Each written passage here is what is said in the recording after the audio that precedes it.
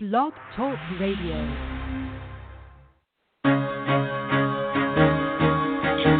Carol the Coach. Sex, love, and relationships. We talk about it here. Carol the Coach. Compassion with contemporary relevance. I am a psychotherapist. I can be your personal life coach, and I can help you with your issues. There are no problems too small or too big. You can talk about anything. Speaker, columnist, radio TV host, and commentator. Carol the Coach brings messages of wellness and empowerment within reach of everyday people every day. Almost 5 years ago, I lost my soulmate in an accident. He was killed in a plane crash. Life just, for me, has seemed to stop. There are groups all over the city. I teach one. It is a specific way to start thinking so that you shift how you see the world, which then shifts your energy, and then you feel better and you actually see things differently. Carol the Coach. Always available too at carolthecoach.com. Now I've got Russell on the line. I'm 47 years old. I'm a truck driver. I am married. I have a wife in San Francisco. Okay. I haven't been home in 6 months. My thing is, I don't know if I have a sex addiction or what the problem is. Why do I want what I can't have? And as soon as I can have it, I don't want it anymore. You're right on target when you say, I don't know if I have a sexual addiction. Well, guess what? Yes, you do. And you know what? That's my specialty, Russell. So you're at the right place. Continue. I meet women online, and I'm in a different part of the country. I travel all 48 states, so I love sex. I hear self-esteem issues. You never felt good enough, and you didn't feel like you were getting what you should have then, and you're reenacting that now. Do you want to change that about yourself? You get what you need. Oh. Yes, that is what so many addicts have to wonder. They go, what is it about the fact that I know this is a compulsive disorder, and yet sometimes it has to do with wanting what I can't have, and when I get it, I don't want it. Or it has to do with pursuing something that I really, really want, and then I get it, and it doesn't make me happy. It's not about the sex. It's about the pursuit, the conquest. Well, if that is you, you still have a sexual addiction if that's all you can think about. And you and I both know addiction is about compulsive thinking, worrying, wanting more than what is in your reality. That is the hitch. That is the hit. And so that is the stranglehold that keeps you wondering what it will take to make you happy. Oh, boy, we understand that. And so tonight we're going to be talking about changing your thoughts to manage your addiction and just changing your thoughts in general. I just had a woman tonight contact me, and she's wanting to get a better job, and her husband's a sex addict, and she said, I need to change the way I look at life. And we all know that if you change the way you look at life, the things around you change. And so we have an expert. He's actually, and I'm really excited to tell you, he is a certified mind coach. And he teaches you how to change what you think so that your addiction no longer has that stranglehold. He helps you to forgive the unforgivable, to find peace in the chaos of life, and to discover self-love. That's Johnnie Calloway. And Johnnie wrote Dragons to Butterflies. He also wrote Taming the Dragon, and he wrote The Bridge. And these are all strategies to help you combat sexual addiction. So I'm really excited to have him on the show. And that is absolutely, positively what I want you to do. I was talking to a couple of clients today, and they were dialoguing about their discontent, that it seems like their sexual addiction is going to be in their life forever. And they're like, oh my gosh, is my wife always going to worry? Oh, my gosh, am I always going to feel shame? Oh, my gosh, am I really going to have to deal with this forever? Now, in the big book, it promises you, no, you won't. But in the meantime, I say shift that thinking, and instead of being angry or being sad or feeling discouraged that you are thinking that never seem like they're going to go away, why don't you turn that obstacle into an opportunity and tell yourself, you know what? Maybe this is what's going to keep me healthy. That's right, keep you healthy. Maybe this is going to remind me that I do have a sex addiction and I do need to keep my guard up. And this is what is going to keep me always doing the next right thing. And you know, when you look at something that seems like an albatross around your neck, and instead you say to yourself, maybe this is a great reminder of what I need to stay on top of, the thing that seems like an albatross is really a wonderful opportunity for you to stay on guard, working your program, and doing the next right thing. Hi, I'm Carol the Coach, a.k.a. Carol Jorgensen-Sheets, and you know this is the show that will help you to get healthy. And it's hard. When you have an addiction, you have a compulsion that just absolutely wants to strangle you. It can feel hard. It can feel like maybe you're not going to win. But I'm here to tell you, you're absolutely going to win if you maintain the right mindset. And so that's what we're talking about. We're talking about mind shifting in a good way. Wow, isn't that amazing? If you can actually feel good and have gratitude for what is reminding you of what you need to work on. And that's what Johnnie Calloway is all about. He is not going to make you feel shamed because you have certain things that you need to think about. He's going to ask you, hey, how does that, on some level, create the response, the solution that you want? And, you know, this is a man who's written several books because he knows about addiction. He's going to tell you his own personal story. And so we always use people to inspire us. And when we're inspired, we're more likely to feel positive about the work that we do. Now, I got to tell you, I frequently do this. Something seems tough, and I look at it, and I'm like, I've got that feeling in my stomach like, oh, no. You know, what does this mean? Oh, no, I have to work the weekend. Oh, no. You know, I have responsibilities that keep me from doing some of the things that I love. And then I say to myself, you know what? I am so lucky that I have this platform. I am so lucky that I can work on work that's meaningful and that will take me and you to the next level. Because you know what I know is that if I'm a teacher, it's really because I have to be a student. We're all in the same boat. Yeah, I may not have a sexual addiction, but I truly have things that I'm all going to be working on till the day I die.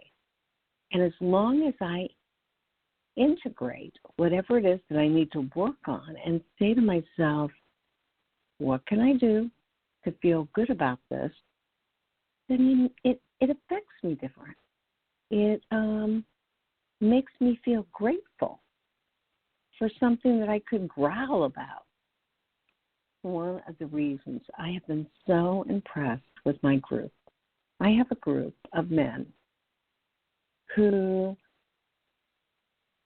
have to deal with partners who are traumatized.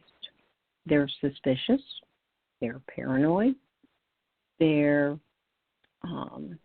accurate. You know, I'm not saying that their wives don't have good reason to feel the way they feel, but if these guys are in good recovery, their wives haven't caught up yet.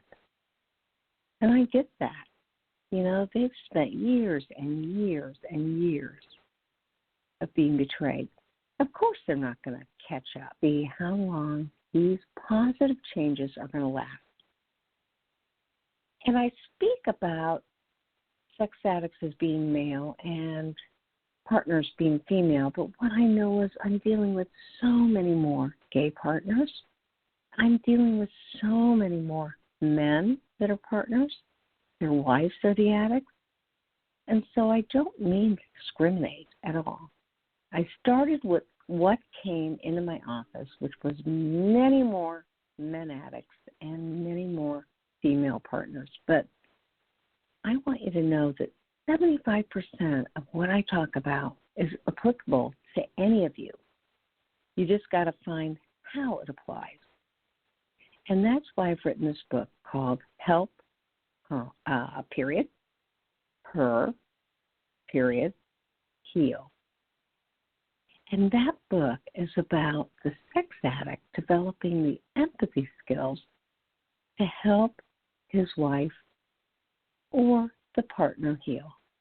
Because when you do, then your self-esteem goes up and you can feel good about yourself because the drama, the trauma, and the chaos that has been caused is now a situation whereby you've developed skills you never had and you can make things better. So if you're listening and you're a couple, I want you to know there is lots and lots of hope.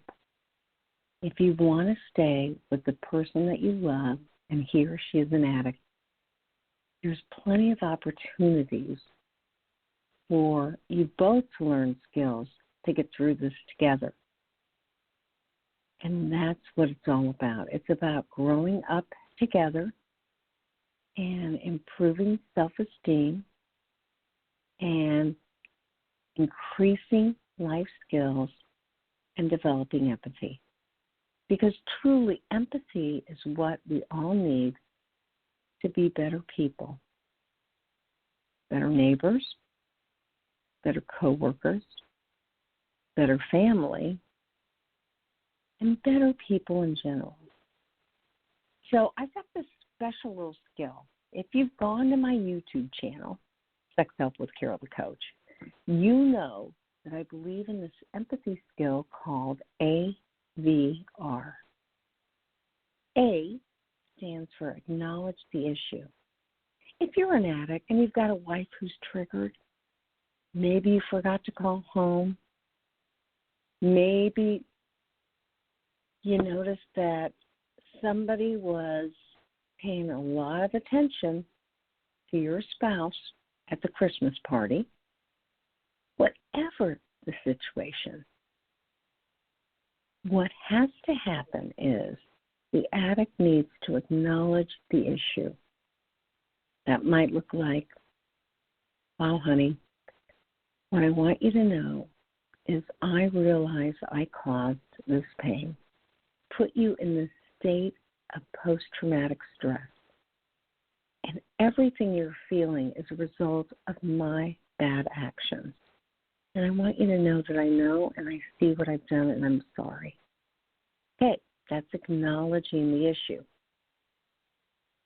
The second step is to validate the feelings. And I ask that you keep the feelings to the famous 5: anger, sadness, loneliness, fear, and happiness. And then last but not least, I ask you to figure out a way to reassure the person. Reassure your spouse that you're working on your issues, you're going to group, you attend 12-step meetings, you're doing your reading, and that you are a work in progress, and you're doing that for you and for your spouse. And that is actually reassurance. And that really works well.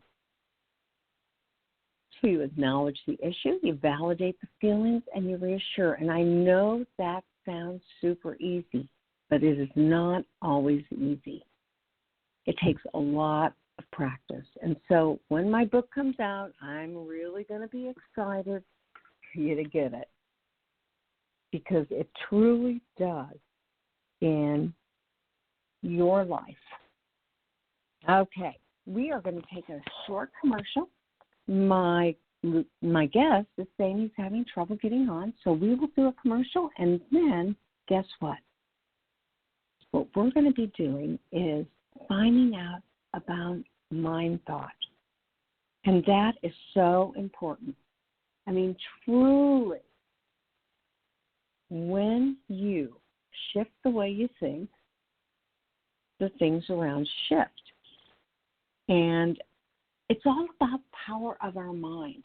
We can do that. We know how to do that. But I'll tell you what, we have to be able to practice it over and over and over. Because when we do, practice makes perfect, and that's what counts. You know, you are listening to Carol Jurgensen-Sheets, a.k.a. Carol the Coach, and I am so happy to be with you tonight on Sex Help with Carol the Coach.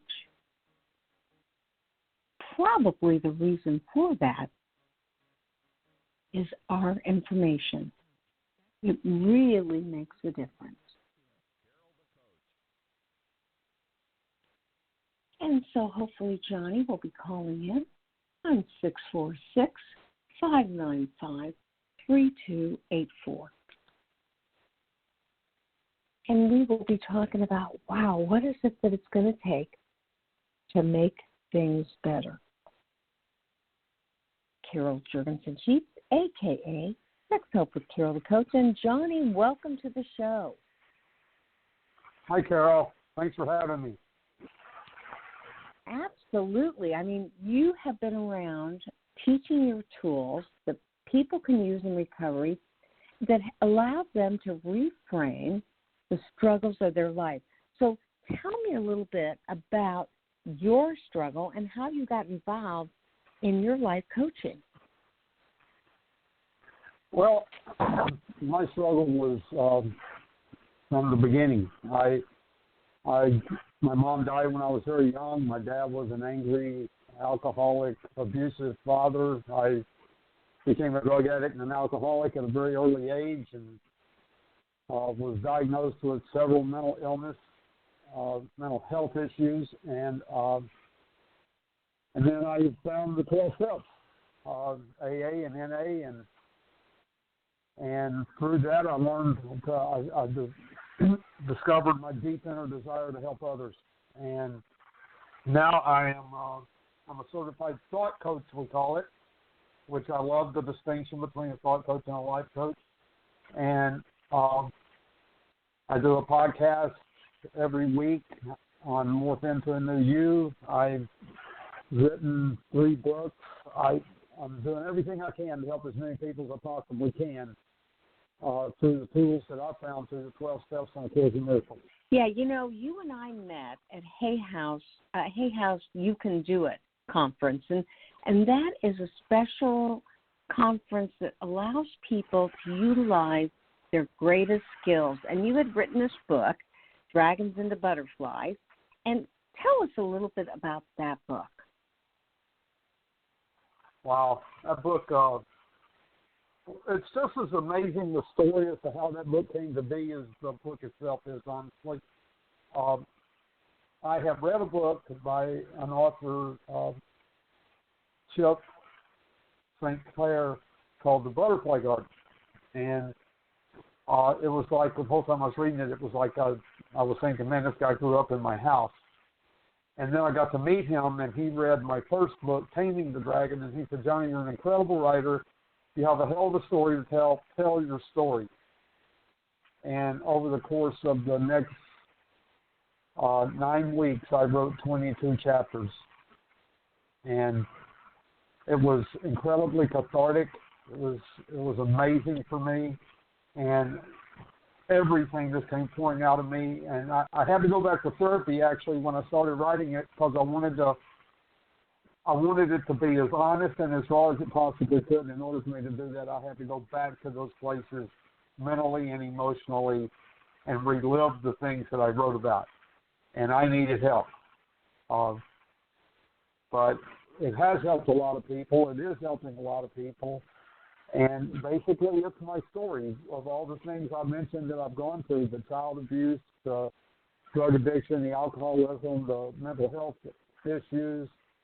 And it's not really a how-to book. It doesn't say a lot about the detail of the work I did. That's the next work that I'm doing. But it is a story that people can identify with and find hope and hopefully be inspired. Well, absolutely. And, I can't believe that you were able to write that book in such a short amount of time. And that's when I met you, because Hay House is also a publishing company, and they, through Balboa Press, publish authors that are inspiring. So in that book, what do you think your most important message is? Never give up. Never give up. If I was going to try to sum it up, and I guess actually there would be two parts to that, Carol. It would be never give up and never stop hoping. Because well, that's a great message for an addict. My recovery process has been just as brutal as my addiction, to be honest with you. I found several bottoms within my recovery that I had to run into in order for me to make deeper changes. And yeah, I had to. So it wasn't like I quit drinking and drugging and all of a sudden things got peachy. They didn't. Things got rough. And I got. I don't like to say I got knocked down. I started to say that. I don't like to say I got knocked down, because that makes it sound like I was a victim. I decided to fall down a few times, and in the process, I acquired a lot of tools for getting up. Well, and I believe that, and that's what makes you such a successful addictions coach. So tell me, how do you use your coaching with addictions? Well, what I do, when you first come to the rooms of, I'll say AA or NA, 12 steps, probably any of the 12-step programs, they'll tell you, like when you're new and you start to think about picking up a drink or a drug or a relapse with sex or whatever, think it through. Think about where it's going to take you. And to me, the tool that I use the most is I try to help people identify their thoughts and to realize how powerful those thoughts are. Because we have a tendency to think of thoughts as just, it's just a thought. I didn't do anything with it. Well, I don't believe that's so. Our thinking creates our life. I have this little formula that I use, Carol. It's a thought inspires a feeling becomes a belief, the belief promotes an action, and the action becomes my life. So if I can change the thought, I can change my life. But if I'm not watching my thoughts, Buddha said some amazing things, but a few things that he said that I really cling to. One is, your worst enemy cannot harm you more than your own unguarded thoughts. And I believe that to the nth degree. Okay, now, Johnny, I'm going to stop you right ma'am. there. Hold on a second. Okay. I'm going to stop you. I want to go through that formula again. You said your thoughts create your beliefs, or your beliefs create your thoughts? No. A thought inspires a feeling. The feeling becomes a belief. Okay. The belief promotes an action, and the action becomes my life. And the tagline for my podcast, Morph Into a New You, which is also the name of my business, the tagline is, if you want to change your life, you must change your mind about your life. Mm-hmm. We must learn to think differently about our life, about ourselves, about everything if we want to change it. We can't hold on to a thought and think we can just change an action and everything's going to get better, because what happens, that's how we get into the addiction merry-go-round, I call it. If we don't change the thought that makes me be looking for something outside of me to make me whole, to bring me peace, if I don't change that thought, then I'm just going to swap addiction. I can't tell you over the years how many addicts I've heard talk about how they swap one addiction for another, and it becomes like playing whack-a-mole at the carnival. Well, that's because we've dealt with the effect of our thought and not the thought that creates the effect. Well, and I get that. So as a thought coach, you really help people not only to change their feelings, but to change their thoughts, which will change their actions and their beliefs. Give us an example. For instance, you know that our listening audience are mostly sex addicts. So how can somebody with a compulsion like sexual addiction take their life to the next level? Okay, well, I'm glad you asked that. Now, I have not actually used this with sex addiction, but I know it'll work because it works with everything. So, as a sex addict, and I'm not saying I'm not a sex addict. I have sexual addiction. I've worked with it. I've had them all. I've played the whack-a-mole thing. I've swapped all the addictions around. So, let's say I'm thinking about I need to go out to the bar and pick up somebody, male, female, whatever, and I need to think that thought through, as they say in the early stages of AA and NA, and I'm sure they say the same thing with the sex addict and I guess it's SLA, but the thing is, we have thoughts that are followed by events. We don't think about what's driving the action. So we got to think about what we think. So some part of me deep, most of the time there's like layers of thoughts, and it's like peeling that onion we talk about in recovery. So there is a thought that's telling me somewhere within me, that's telling me that having sex right now, or going out with someone's wife or husband, or playing that game is going to make me feel better. And we have to explore that. And we have to ask ourselves, where did I get that idea? I've done a lot of podcasts with an author named Ora Nabridge, who wrote a book called Says Who, How One Simple Question Can Change Your Life the Way You Think Forever. And so as we peel that onion by investigating and exploring our thoughts, it's really a deeper level of inventory taking of step 4 and step 10. Because typically what we inventory when we do step 4 and step 10 is we inventory our actions, okay, and how those actions affect those around us. If we go beyond the action and investigate the thought, then we're getting into what I call true healing. Because then we're eliminating the cause. The Course in Miracles talks about cause and effect. Cause being the thought, the effect being the action. By dealing with the cause, we stop just swapping actions and creating the same behaviors over and over again. I know in my own early recovery, they really promote in addiction that an addict is totally self-centered and self-consumed. And so I started doing things different around being selfish and self-centered. And but a couple of years into my recovery, I don't remember what caused me to realize this, but I realized I was still being just as selfish and self-centered as I had ever been. I had just become more clever about how I acted on it.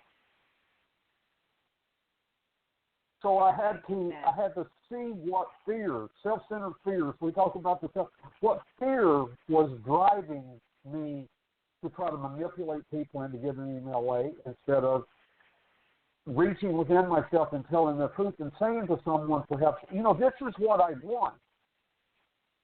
Because there's a fear that says just saying that won't get it done. I have to trick you to give me my way.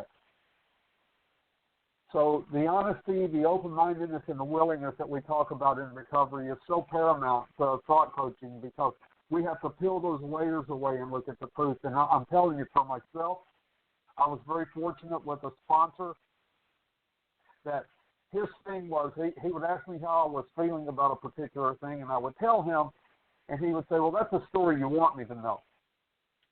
But there's always a story behind the story, Johnny. What's going on here that you don't want me to know and that you don't even want to know? And he would make me dig. And quite often I was dealing with a relationship with him at the time a lot. This one particular relationship that I was totally obsessed with.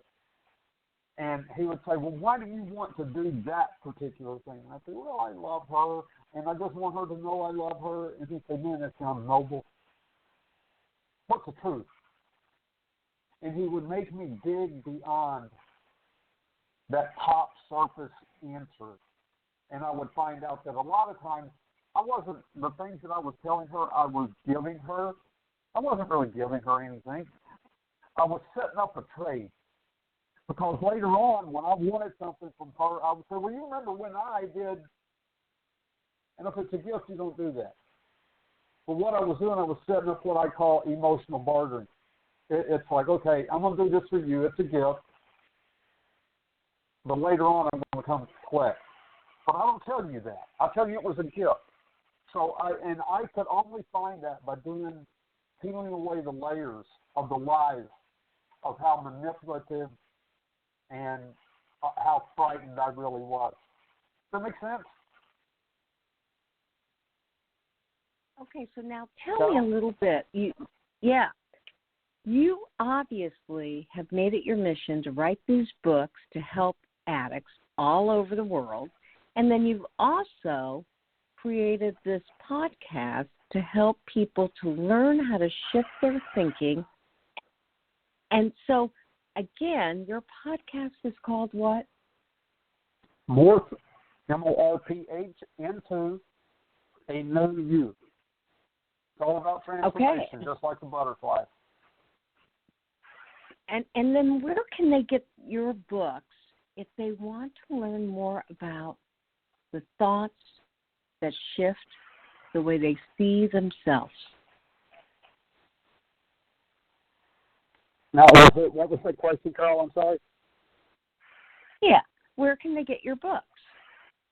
Oh, Amazon, Barnes & Noble. I don't think it's actually on the shelf at Barnes & Noble or Books A Million, but you can order it from there. Amazon is the best place, or you can go to my website, johnnycalloway.com. You can order my books, my greeting cards. You can connect with me for speaking engagements. We'll talk about thought coaching, and there's also on my website down on the homepage in the lower right-hand corner, there is a chat tab, and you can go there and we'll start a conversation right there. I get a ding on my phone every time somebody leaves a message there, so I can generally get back to somebody pretty quick. You know, you have quite the message for the listening audience, and you want people with any kind of addictions to know their mind can help them, can be the key to shifting that compulsion. So if you had to explain to an addict how that works, what would you tell them? How shifting a thought would shift the compulsion? Mm-hmm. Okay. That's a good question, Carol. How would I... The thing is, you have to start with the thought. You have to build up to certain things, and you have to start with the thought, okay, what's the thought that's telling you I'm going to be better if I get high?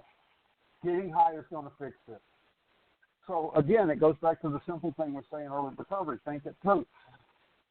then by starting there, you can dig deeper, because somewhere in our childhood, somewhere in our psyche, somewhere in our history, we came to believe, and the belief promotes the action. We came to believe that getting high is going to make me okay. Having sex is going to make me okay. Even with all kinds of evidence, years of evidence that, it doesn't make me okay anymore. Maybe it did in the beginning. So, but we have to peel that away, and we have to go deeper with questioning and investigation to get to the root lie. Because it's a lie. It's all a lie. We got to get to the root lie, identify it, release it, and replace it with a new thought. And you and I both know that sometimes when an addict is an addict, it's because they have some sort of trauma that they're medicating. And then other times they've gotten into a behavior that has put a stranglehold on their desires. I say they kind of go into brain lock and they develop this compulsive behavior. So your method works for either of the trauma or the compulsive behavior. Would you agree? Oh, absolutely. Absolutely. I've got several podcasts on my website that I've done with Dr. Eric Gentry, and he's a specialist in PSTD and no PD. Yeah, PTSD. I'm sorry. And man, some of the things that he, one of the first things he said on the first show I did with him that just grabbed me by the throat and said, "Are you listening?" He said, when someone is traumatized, especially a child, they are robbed of hope. And from that point forward, everything they encounter in life, they approach from a fear base, and it's either fight or flight. And man, could I identify with that. And what we end up doing then, we don't trust anybody, so we think we find in drugs or alcohol or sex or whatever our addiction is, we think we find the one thing that's going to complete us. And it's the cool thing is the antidote for all of that is hope. Unfortunately, one of the things that the traumatized person becomes the most afraid of is hope. So by listening to someone else, hopefully by listening to your show, they get a little ray of hope, and they'll say, "You know what? I'm going to go onto that website and I'm going to ask a question." And then the cool thing to me is when that hope starts transforming into trust. I can trust these people. Because when you were a traumatized child and the people that you were supposed to be able to trust the most were the ones that were traumatizing you, you don't trust anybody. And until we I absolutely agree. Yeah. We're going to struggle. So trust and hope are the antidote. And I absolutely believe with all my heart, Carol, that even though I grew up in a very addictive-based house, the epitome of dysfunction, I believe my addiction began with me trying to self-medicate my trauma. No, I get that 100%, and I do believe that we're a world that we've learned that we shouldn't have to face the problem. We should just flee from it, and one of the ways, you talked about it, we either fight, flight, or freeze. And so medication, whether that's sex or drugs or alcohol, that helps you to deal with the problem by fleeing from it. You don't feel it. You numb out. And what I know to be true is it's when you face your fears and you have coping mechanisms and support groups, and you change your thoughts, because when you change the way you look at things, the things around you change, doesn't it, Johnny? Yeah. Well, it goes kind of back into that equation that I told you, that formula. Because if I change the way I think about it, I'll simultaneously change the way I feel about it. Then I change the way I believe about it, and then I change the way I respond to it. And I've changed my life. But it begins with, as you say, changing the way you look at it. What we're saying there is we're changing the way we think about it, because how we perceive it is based on how we think about it. So if we can begin to be, and it takes a commitment to open-mindedness, because what we do, we think those lies that we have clung to with all our might keep us safe. So we have to begin to understand that those lies, not only are they not keeping us safe, those lies are what's destroying us. I absolutely agree. So now one more time, because we're getting ready to end, let people know how they can get a hold of you, how they can get your books, and how they can listen to your podcast. Okay. You can get everything actually from JohnnieCalloway.com. JohnnieCalloway.com. You can find the books there. You can find all my podcasts on there. My YouTube stuff is on there.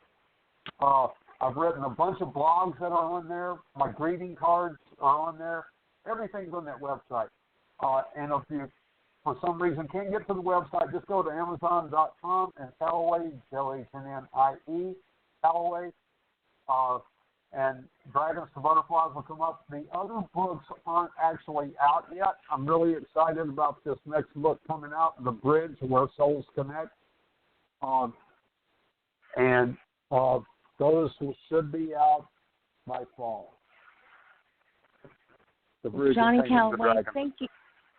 Yeah, thank you so much for sharing your thought coaching with us, and hopefully it will inspire some people to look at the way they think about their life and about their possibilities. Because, you and I both think that it's all about creating the life you deserve. And sometimes addicts don't feel that they deserve the right life. So I appreciate it, and you keep me posted and let me know how you're doing. Thank you, dear. Thank you, everyone. All right. You talk to you later, and we'll listen to your podcast. Have a great night. Okay.